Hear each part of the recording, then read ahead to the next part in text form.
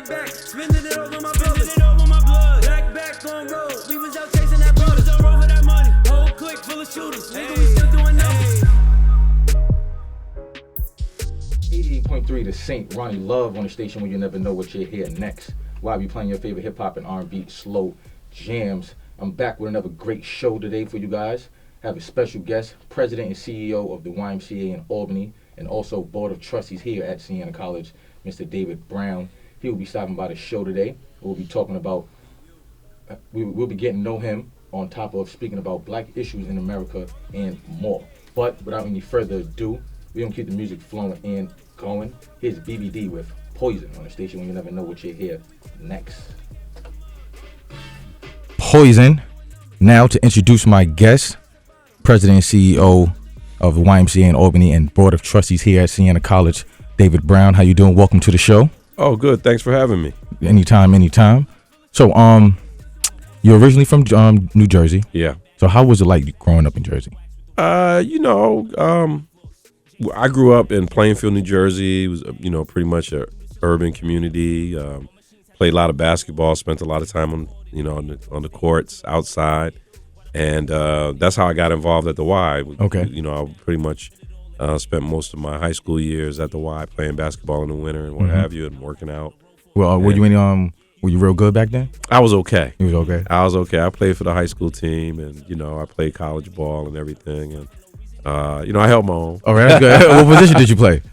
Well, I played guard and forward in high school and in college. LeBron James, all right. But I growing up was a great experience for me. I got to meet a lot of people and see a lot of things, and where I grew up, I was just on the other side of the river of New York City, so I spent a lot of time in New York as well. Okay. With relatives in New York, and shopping and all that kind of stuff. So just the whole culture. Well, what was your favorite team growing up? Like basketball team? Favorite team was and still is the New York Knicks. So it's heartbreaking for me, man. But that's how you feel about that though? The Phil Jackson and Carmelo Anthony situation, and him going back and forth with him. Yeah, I'm disappointed in all of that because I think Carmelo, was it was a big move for him to come to New York 6 years ago. A lot of people don't want to be under that kind of pressure. That playing in New York is a pressure unlike any other.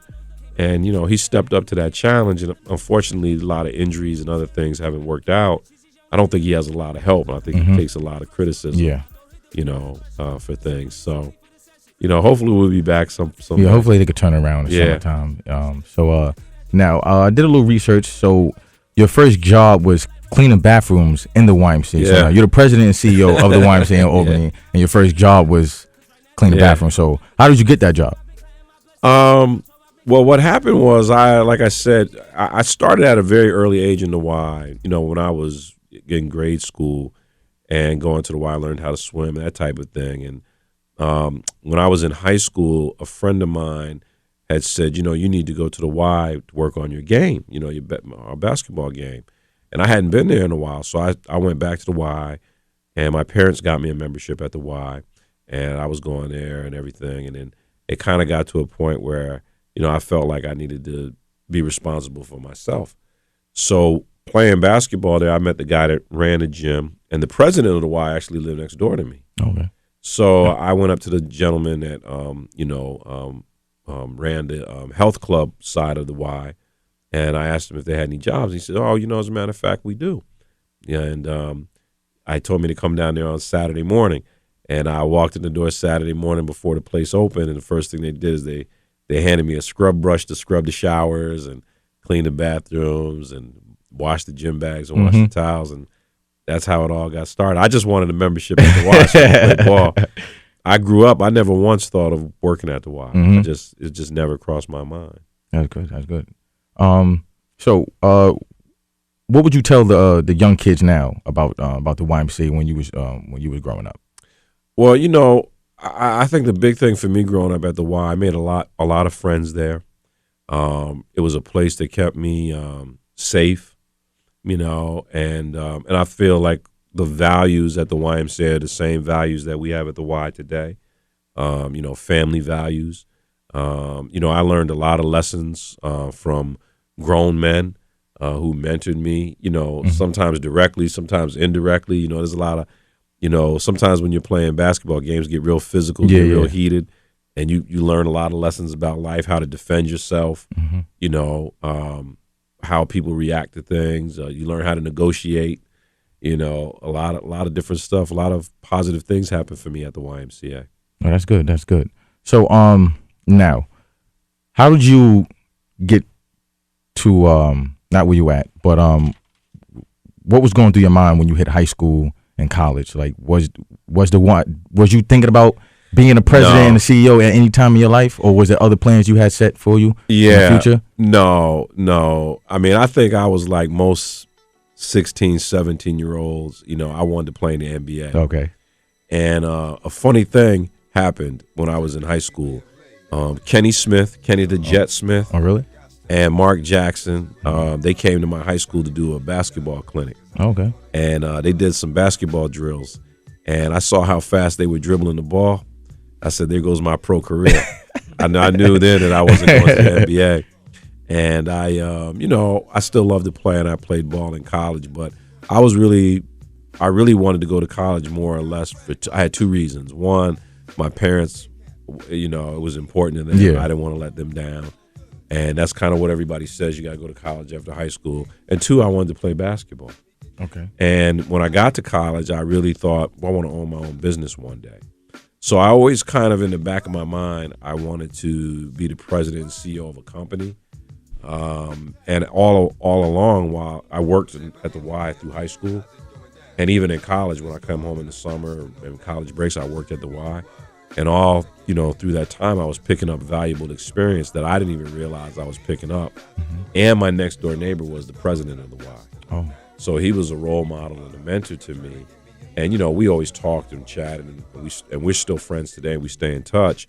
But I was learning all of these things without even really recognizing that the knowledge that I was gaining. Yeah, being so young, you don't really understand it at that time. I really didn't. Yeah, it's a little personal thing for me. As I got older, I come to realize that there was a lot of things I was taught that I'm realizing now, like, I was told this, but you don't really realize until you get to that 21, 22 age, especially for guys. Like, they say guys mature a little slower than women do. So that's cool. So did you join any clubs while you was in college, for like business clubs, or did they have any business clubs? No, I really didn't. I was a business major. Okay. Well, sorry to cut you off. What college did you? Roberts Wesleyan College. It's in Rochester. Okay. It's in Rochester, New York. And no, I didn't get involved in anything special. I would say if I had to describe my college years and everything, I'd say I was a pretty average person, and because of my involvement in sports, I was always pretty well known and had a lot of friends and that type of a thing. But that was really about the extent of it. Okay. Well, we're gonna switch gears for a little bit. We're gonna play some more music. Here's You Never Know What You're Here Next. Nas Made You Look. We're back with David Brown. Now, we just finished talking about him and his college and his college days and the clubs that he didn't join. But now the first time I met you was at the State of Black America panel. Yeah. Now, how did you get involved with that? Well, because I'm on the Siena board, I think someone reached out to me through that connection. Okay. Yeah. Because that was really good though. Yeah. Them questions that was being asked, and around that time, that's where I think that's when it really needed to be done, because there was a lot going on, a lot of police killings going on. Yeah. So now speaking about police killings, we just recently had Mike Brown Sr. come up here.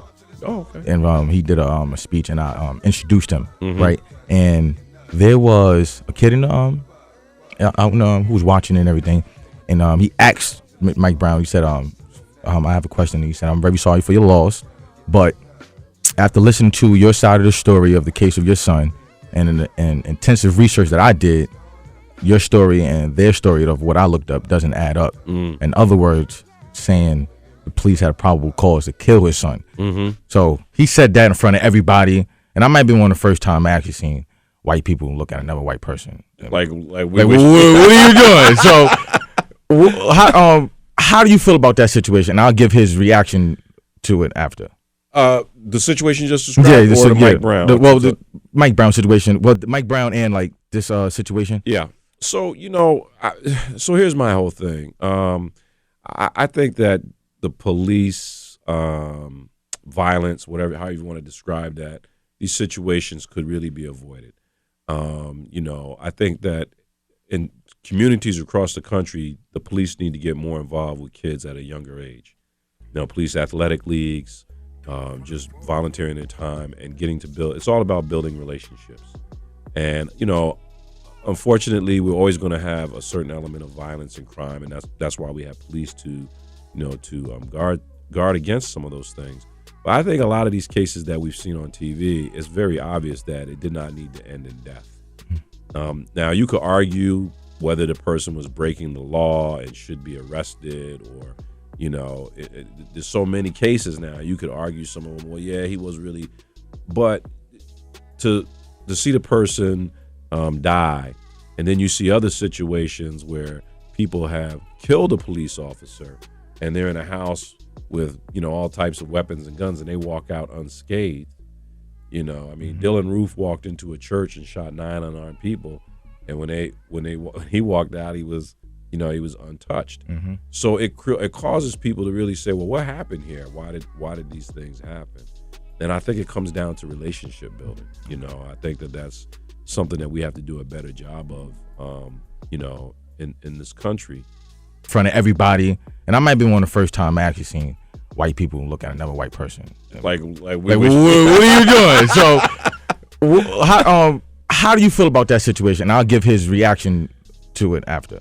The situation you just described, or the Mike Brown? The Mike Brown situation. Well, the Mike Brown and like this situation. Yeah. So so here's my whole thing. I think that the police violence, how you want to describe that, these situations could really be avoided.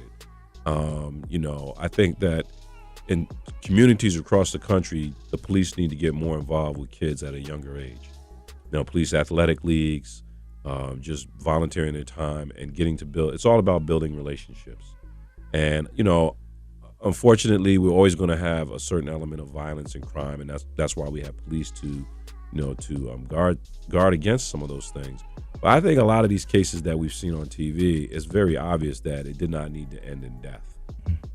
Now, you could argue whether the person was breaking the law and should be arrested, or there's so many cases now. You could argue some of them. Well, yeah, he was really, but to see the person die, and then you see other situations where people have killed a police officer, and they're in a house with all types of weapons and guns, and they walk out unscathed.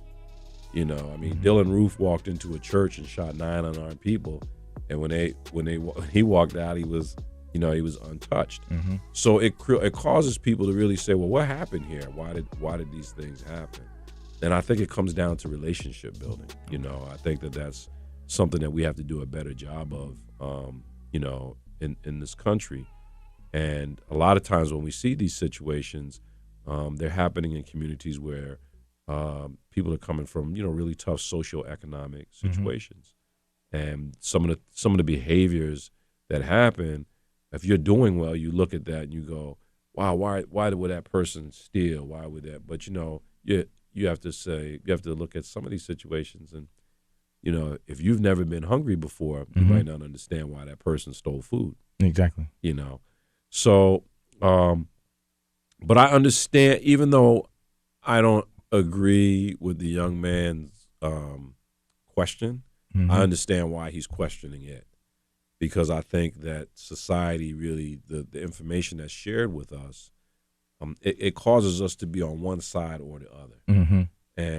So I can understand why someone would look at it that way and go like, well, what, Yeah. He actually had, from what I was told, he had one, a female, and it was somebody else that actually agreed with him. Yeah. And kind of like, I understood your question, and also wanted to know, like, why. Well, it basically wanted to know why, and felt like maybe they did have probable cause, to kill his son, which it's all an opinion, so it could go either way. Yeah. Now, if you had a son in this kind of situation, what would you tell him? Well, I do have one. Okay. And I've had to talk to him about these situations. And you know, the one thing I've taught so I have 4 children. Okay. And my daughter's actually a freshman here. Okay. Oh, at really? CN. Yeah. Oh. Yeah. And you know, and one of the things I've told my son is that whenever the police stop you, just to fully cooperate and to say to them, you know, officer, I respect your position and your authority, but I really like to contact my parents right now. And you know, and then you know, let us come down and you know, take it from there. You know, but when you start getting you know, pushing back and forth and grabbing, and it gets physical. It's pretty much it could go either way. He could say you did this, and then it was basically his word against yours. Right, you're jammed up now. Exactly. You can't. You hit if you you know, if you retaliate in any kind of physical way, you know, now the ownership is on you. Okay. You know, you're jammed up, and fair or unfair, that's how things, you know, work out. But you know, I think sometimes too, when these situations happen, we also have to take a step back and look at, you know, circumstances, you know, and the movie "Do the Right Thing," which I think came out in 1988. I think I have not seen that, and I'm sorry. Yeah, well, so it's a Spike Lee movie. Spike Lee. And I know it's Spike Lee already. I just never took the time to go sit down and just watch it. The reason I bring it up, and I'd encourage you to look at it, there's a scene in there where a character in the movie, Radio Raheem, is killed by the police. And this is in 1988. It very much mirrors what we're seeing happening today. And it just, the situation just escalated. You know, it just escalated. At first it was people yelling and screaming, and then it just, one thing led to another. But I would encourage all, you know, young men to watch that movie, particularly that scene at the end, the last scene of the movie, where this, you know, character in the movie, Radio Raheem, is killed by the police. And it mirrors unbelievably what we're seeing today, and the movie was done in 1988. So things can get out of control, I guess, is my point. Oh yeah, absolutely, absolutely. Now, Donald Trump is president, which is unfortunately. So now we was talking before the show about him trying to cut funding from the Planned Parenthood. So you say you don't know too much about it, but is there any insight of like probably how you feel about him cutting the funding for Planned Parenthood and the birth controls and everything like that? Well, you know, I think that well, first of all, let me say this about Donald Trump. I'm not a Trump supporter, and but at the same time, I'm trying to be objective here because it's only been 30, 40 days of him being the president, and I'm trying to look at things, you know, the same way I graded Obama. Yeah. Right. And it's challenging. You know, it's challenging to do that because I see a lot of rhetoric and that type of stuff. Myself personally, you know, I really haven't landed on a position around Planned Parenthood. Okay. You know, so one thing about me that I'm more comfortable talking about now as an adult is that, you know, I was put up for adoption.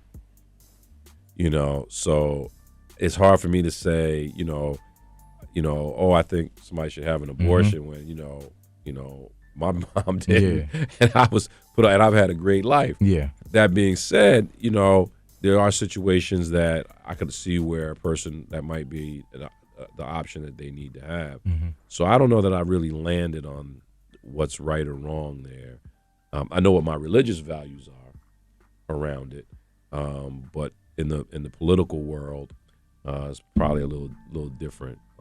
So I don't know if I'm answering your question directly. Oh no, that's actually fine. You know, 'cause it's pretty hard to answer questions when pertaining to Donald Trump because his decision making is pretty outrageous, and I don't think he's personally thinking what he's doing. I feel like, I was told that his vice president wanted to run for president, right, and that he joined Trump because, I don't know, this is some random story, but it said basically saying that Trump is basically doing this on purpose. That way he can get out of office. That way his vice president could set him up. Yeah. So, you know, it's so much, you know, when it comes to the government, there's so many loopholes that's going around. Yeah, and I think what's happening now with the news and everything, it's getting harder and harder to know what the truth really is. Exactly. Right? Because you see one thing reported on one station, and then you turn the station, and it's reported completely differently. You go, how could this be so different? What's the truth here? And depending on, who you're in favor of, who you support, you might lean to one or the other. So yeah, I think what you just said, makes a lot of sense. So what was your what was going through your head when you heard about the Muslim ban and him? Well, a lot of things were going through my head. The first thing that was going through my head is that it's just wrong. I think that there's a right way to handle things and a wrong way to handle things. If you're going to have a ban, then I think, you ought to look at the countries where the terrorists actually who attacked us came from. These 7 countries, these folks that wasn't the deal. The other thing is, there's other things happening, the Canadian borders. There's never any talk about that. But there's a lot of human trafficking and drug that takes place from the Canadian borders. So, if you're really concerned about safety, look at all the borders. And we haven't had an attack from outside the U.S. soil, since really, San Bernardino, I guess. But September 11th is the larger one. But as we were chatting earlier, there's more crimes of violence, by hate groups. From this country on other people than there are from terrorists from outside this country. That's not to say that terrorism isn't a concern and should be dealt with, but I think there's a better way that you can deal with it. If he wanted to take a step back and say, hey, listen, we're going to have a ban on travel for X period, and it involves all of our borders or, something along those lines. Yeah, but this is very clearly singling out a group of people. Yeah. And I heard a little something about a state that was, I think it was, I'm not sure if it was Virginia. I don't want to be wrong. I don't want to put a state out there, but I did hear that one state was thinking about impeaching him, trying to impeach him. So, we'll kind of see, where that goes, and, hopefully he does get impeached. But then again, his vice president, who he is. I can't see him getting impeached. You can't? Because the House, Congress is majority Republican. I think the Republicans that are in those seats would be really afraid to try to impeach him, because when they go back out for their elections, if they sold him out, they're afraid the Trump base will vote them out. So exactly. I have a hard time, unless he did something so egregious that they had no choice. I can't see it happening. Yeah, I think we got to deal with him for 4 years. Yeah, we might have to. That's a bad thing, but it's something we got to cope with. We've been through worse. But we're going to have more with David Brown after this. Here's A Boogie with the hoodie, Don Q, Bag on Me on the station when you never know what you're here next. A Boogie featuring Don Q, Bag on Me. We're back with David Brown, President and CEO of the YMCA in Albany. Now, we're going to talk a little bit about your job. So how did you get to your position that you are now in the YMCA? That's a good question. Well, a lot of hard work. I had a plan. There's definitely steps that you take in the Y. I was a program director. We started out as a youth director, and then I moved up to running a branch, so running the whole building. And then I moved to a bigger branch. Then I moved into a vice president role. And before I moved into the vice president role, the president of the Y at the time, he had talked to me about a succession plan that he planned on leaving one day, and he thought that I would be a good person to succeed him, and that's how that worked out for me. Okay, cool. And I think just knowing the business and working hard, really hustling, really positioned me for this. I spent a lot of time, working on my public presentation and public speaking skills, things that I thought, were skills that, position you for the job. Yeah, and I think one of the things that helped me is I always tried to carry myself as a president, so that it wasn't hard for people to see me in that role. Okay. And that's, those are things. But I have a lot of mentors and coaches helping coach me on how to get there. All right. Now, so how are you, being at the position that you are, president and CEO, how are you able to stay relevant to your kids without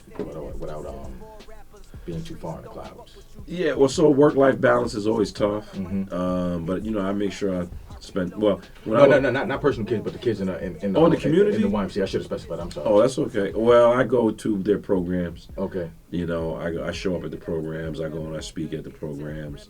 You know, a lot of the kids know me. Mm-hmm. You know, when I ran the YMCA, when I was in a building, you know, basketball leagues on Saturday mornings, I was there. Mm-hmm. You know, now I see a lot of these guys. They were little kids. Now they're grown men and they're coaching their kids in basketball. It's really making me feel old. You know, but that's what I try to do is just stay in front of the kids and speak to them when I can and make sure they know who I am. All right. Now, a pretty broad question, switch a little gears now. Do you think we can have another Million Man March in the future? And if so, how so? You know, yeah, I think it's definitely something that we can have. I think it's something we should do. You know, I think that the organizers have done a nice job with the ones that have happened, you know, to date. And I think it's a great way for men to bond and to grow. There's no violence. There's no protest per se. You know, that cause anybody any heartburn. You know, I think it's definitely a positive thing to do. So, what is your advice for those who are listening, who are watching, and who are looking to you know, be a leader in their community? Like, what advice do you give them for pertaining to trying to get to that level? Well, you know, I think follow your heart. Okay. You know, if you follow your heart and it's something that you're passionate about, you know, you have to just hang in there and just know that difficulties are gonna come. You know, I always look at if you're being, you know, attacked and you're getting a lot of, you know, grief coming your way. That's usually a good sign that you're headed in the right direction. You know, because you know, if it was easy, everybody would be doing it. Exactly. Absolutely. So now, you say you're a big hip hop junkie. Yeah. Right. So what? Oh, not what, but who was your favorite rapper growing up? So you know, for me growing up, KRS-One, Public Enemy. Okay. You know, those guys were, you know, like growing up, I loved KRS, Rakim. Yeah. You know, those were the guys that I really, you know, I liked all the artists really, but those were probably my. Yeah, for our hip hop week, we have Chirac coming by and stopping by and you know, talking about that. When you mentioned earlier about the last time when we first met, I think a week or two after that, Chuck D was here. Oh yeah, absolutely. Yeah. And I missed him. But I really wish I was, you know. So you guys have done a pretty good job. Yeah, some names here. Sienna's definitely trying. You know, they trying now. It took them a little minute, but you know, progress is the best sometimes. Yeah. So who would you consider is your now I want to say favorite because you know this music now is kind of, but who are you listening to now, like right now? You know, so you know, for me today, it's hard for me to keep up with all the names of the artists. So a lot of littles. Yeah. And you know, there's a lot of, you know, one-hit wonders. And, exactly. You know, I mean, you know, so a couple of years ago, I really liked Slaughterhouse. You know, yeah. Who is Slaughterhouse? You have Joe Buttons. Okay. Royce the 5'9". All right. Joel Ortiz in there. Those guys, and so I like them. I like Drake. I like J. Cole. Chance got a Grammy. Chance the Rapper. Yeah. Yeah. How many did he get? Did he get 3? I don't. Yeah, he did. Really. He got 3. I got 3. Yeah. That's wow. Yeah. I thought he only got 1. Yeah. You know, I like Fat Joe. Okay. And you know, of course Jay-Z. Oh, always. You know. So give me your top 5 rappers that are all alive. All time? Yeah, all time. So, I would have to say, no, I would go number 1, Rakim. Okay, that's a good one. Number 2, Nas. Number 3, KRS. Number 4, Biggie. And I'm trying to think, who would I put number? I don't know who I would put number 5. Maybe you know, maybe LL. LL? Maybe. Okay. My pops is a real big LL fan. He loved LL to death. But I'm surprised you didn't put Jay-Z in your top 5. He might be number 6. He might be my 6th man coming off the bench. Okay. Sweet Lou Williams. But let me tell you why. You might not agree with this, but I just felt like some of the stuff that he did, like Blueprint and things like that, some of the stuff he did, he really used from other people. It wasn't, there was where these other guys, everything they did was really original, their own stuff. Now, of course, he's done a lot of his own original stuff, but, I just felt like a few things. But, yeah, he probably might be number 6, There's so many guys that, you can have this debate. Of course, Tupac, is another one. But I like guys who are lyrically witty. Me too. I feel the same way. Like their lyrics mean something. Exactly. That's why I'm a big J. That's why I'm a big J. Cole fan now. Yeah. Lyrically, I love him. So. But like Rakim, he made songs where he would have a verse and then lines out of that verse he would make a single off of something. Like Think About It was in one of his verses, and think Microphone Fiend was in one of his, and he made singles off of those songs, and I think that's real creative and real witty. Okay.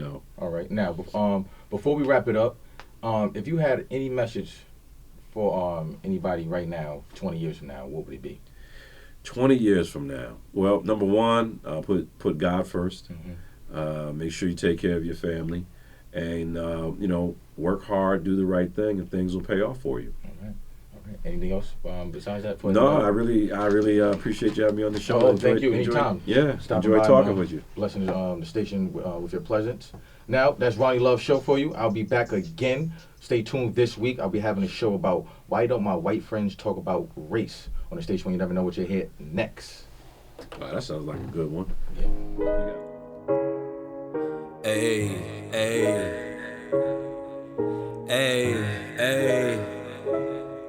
DU, Harlem. All of my niggas engaged, I don't think anyone tellin'. Hitting the spots with my runners, we was on road for that money. We was on road for that guap, running that shit to 100. Nigga, we came from the gutter, we came from the mud. Whole clique full of ballers, nigga, we still doing numbers. We came from the mud, yeah, that's the bottom. I don't think anyone loves us. Finessing the trap, making it back, spending it over my blood. Back on road, we was out chasing that brother. We was on road for that money. Whole clique full of shooters, nigga, we still doing numbers. I'm a swag in my walk, get my cut in the back of the store. OG put the wax with the raw. Real rap, but I swag and I floss. Jason with a dab, but you call. Stack it up, get the bag, it was low. Through the ceiling, bust the towels on the floor. All machines had to soundproof the walls. It looked like we recording in there. We stay up to the morning in here. While the police storming in here. 1,000 EU pieces, a lot of foreigns in here. Whole pound, no profit, put it all in the air. She wanna get it on, but she scared. Go and put a little blonde in your head. I'ma have her on the road for a year. You don't get no money, you're worthless. Might as well just call it closed curtains. I'm gonna get money for certain. Pull up in the Phantom, it come with the curtains. Fly for no reason, they think it's on purpose. No socks with my polo, they think I'm suburban. I flaunt it cause nigga, I earned it. This graphic show Louis, not urban. From Harlem to BK, they heard them. I see it, I'm making them nervous. This shit gonna go for this purchase. Approving, I'm signing in cursive. Been told you niggas I'm different. 100 M's, only thing on my wish list. C-Class, yeah, got off the Benz list. No nigga really got it off a Benz list. All of my niggas engaged, I don't think anyone tellin'. Hitting the spots with my runners, we was on road for that money. We was on road for that guap, running that shit to 100. Nigga, we came from the gutter, we came from the mud. Whole clique full of ballers, nigga, we still doing numbers. We came from the mud, yeah, that's the bottom. I don't think anyone loves us. Finessing the trap, making it back, spending it over my brothers. Back on road, we was out chasing that brother. We was on road for that money. Whole clique full of shooters, nigga, we still doing numbers. All of my niggas engaged, I don't think anyone tellin'. All of my niggas get cake, I don't think anyone jealous. For playing with Melly, get hit in your melon. Them niggas, they send you to heaven. My niggas no telling, they gave they got 8, but I'm praying they only do 7. I'm up in they face, they push me away. Why shouldn't I feel so neglected? All of them songs, all of them raps, all of my nose done collected. Came back in they face with that Mac and AK, and I bet that them niggas respect that. They say I'm mysterious, keeping them curious. Let's teach these young niggas a lesson. Like Gucci, I'm feeling aggressive. I go hit the booth with aggression. Some weed and some leaf for the session. You don't want no seeds in my section. No green when I'm hitting the Reggie. Should've seen what I did at the Reggie. Shoot for 3 and I hit it like Reggie.